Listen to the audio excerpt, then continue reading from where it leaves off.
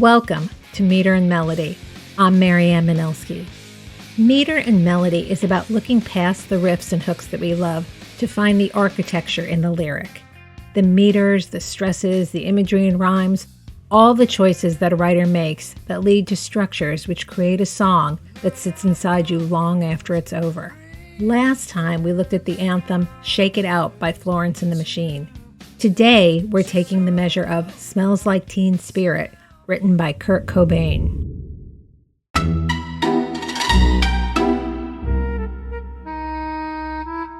When Smells Like Teen Spirit was released in 1991, it was celebrated for its quiet, loud, quiet sound, which is a sonic structure that was pioneered by the Pixies 5 years earlier, but brought into the mainstream by Nirvana. From a lyric and poetry perspective, Smells Like Teen Spirit isn't a straight-up anthem, but an anti-anthem that plays with irony and works vowel sounds, cadence, and atmospheric tension in a way that its meaning emerges not through anything resembling a storyline, but through the syntax of the words. We are dealing with impressionism here. The explicit meaning, which in this case is an observation of meaninglessness, it's constructed from suggestion, mood, and atmospheric sounds.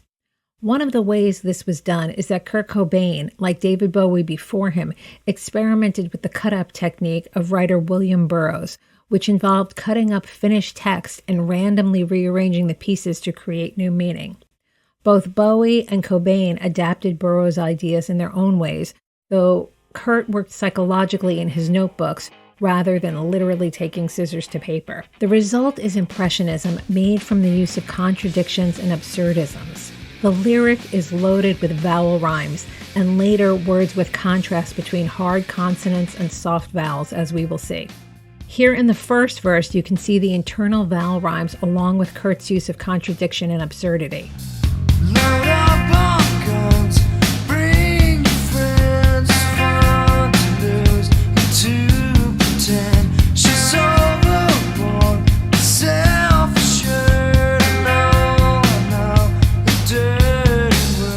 In a song like this, it wouldn't make sense to do full-on matchy word rhymes because the theme of the song is meaninglessness and lack of thought. But yet, being a song, some amount of flow with the sound is required, and the vowel rhymes accomplish this perfectly. Then we go on to the pre-chorus and the chorus, which has enormous amounts of O sound, in which the sound of O, O, O, O is reminiscent of a painful cry.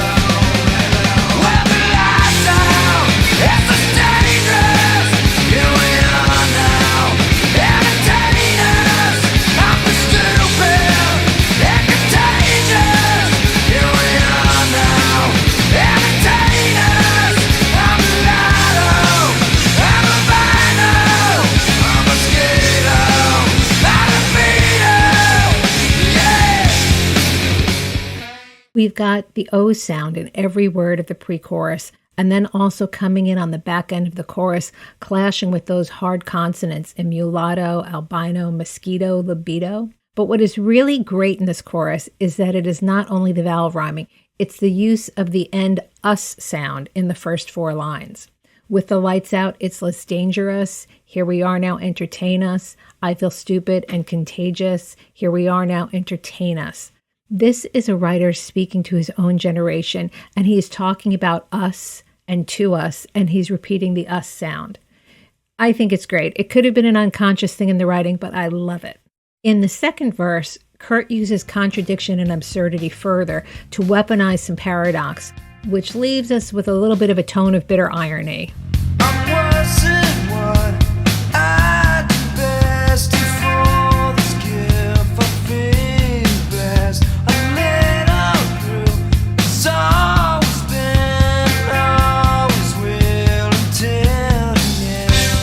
And then we are back into the pre-chorus and chorus.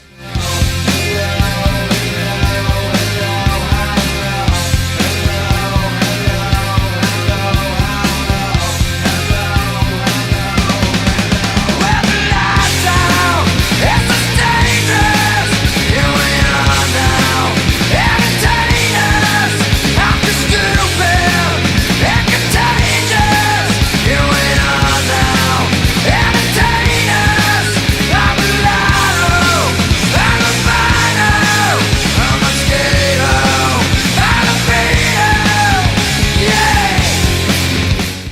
In the final verse, the grammar itself starts to fray a little bit, reflecting cognitive overload and burnout. Then Kurt lands the thematic punch of the song in 4 short words. And I forget just why I taste, so yeah, I guess it makes me smile. I found it hard, it's hard to find the well, whatever, never mind. Why I taste leaves a direct object missing, meaning, what is he tasting? Some people have said this refers to Kurt's use of heroin, but he doesn't say so. So in the world of the song, it's empty of definition. And that missing word mirrors a brain losing its train of thought or purpose and the meaninglessness that the song explores. And that is all brought home in the line, "Oh well, whatever, never mind." And then we hit the pre-chorus and chorus one final time before the song lands on what may be the one and only pivot-like turn in the song.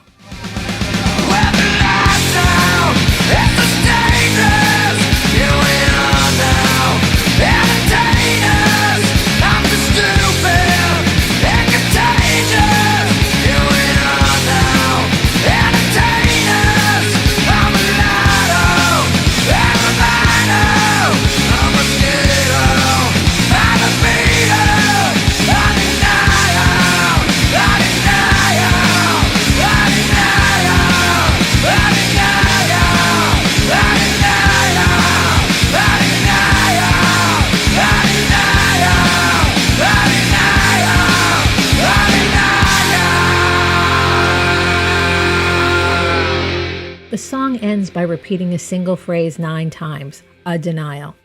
Poetically, this transforms denial from a simple noun into a bit of an incantation.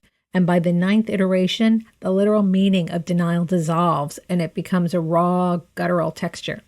It is the ultimate impressionistic move, stripping language down until only the emotional resonance remains. Whew! Overall, Smells Like Teen Spirit is a great example of impressionism.